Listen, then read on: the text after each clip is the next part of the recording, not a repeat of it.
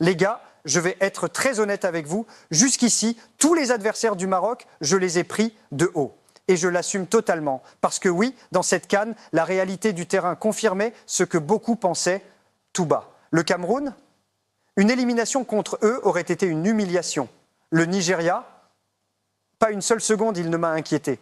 Le Mali, les Comores, même pas un sujet. Ce n'était pas de l'arrogance gratuite, c'était une lecture froide du rapport de force. Mais là, on change complètement de dimension. Parce que cette finale face au Sénégal, ce n'est plus un match comme les autres. C'est une autre histoire. Une confrontation brute entre deux sélections qui, à l'instant T, dominent le football africain. Pas sur un aspect, pas sur un secteur, sur absolument tous les niveaux.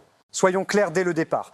Pour moi, cette finale oppose les deux meilleures équipes africaines du moment. Effectif, profondeur de banc, expérience, vécu international, impact mental, tout y est. Et ce n'est pas un discours de supporters, c'est un constat. D'ailleurs, ce débat-là, on pourra l'ouvrir sans problème. Individuellement, collectivement, qui a les meilleures armes ?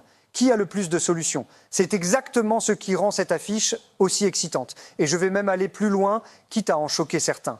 Ces deux sélections, sans parler de top 5 mondial, ont totalement leur place dans un top 15 mondial actuel. Ce n'est pas délirant.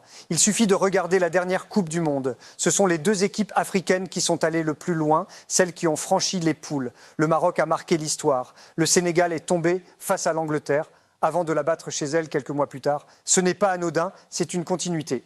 Et quand on parle de hiérarchie, les chiffres confirment cette réalité. Classement FIFA, valeur marchande cumulée, présence de joueurs majeurs dans les grands championnats européens. Le Maroc et le Sénégal sont au sommet. Ce sont les deux sélections africaines les mieux classées, les plus valorisées. Et surtout, ce sont deux nations qui arrivent en finale avec une crédibilité totale.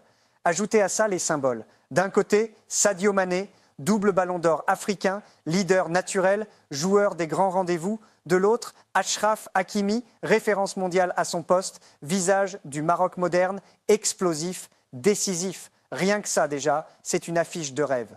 Et c'est pour ça que je vous le dis, cette finale peut devenir l'une des plus belles finales de l'histoire récente de la CAN.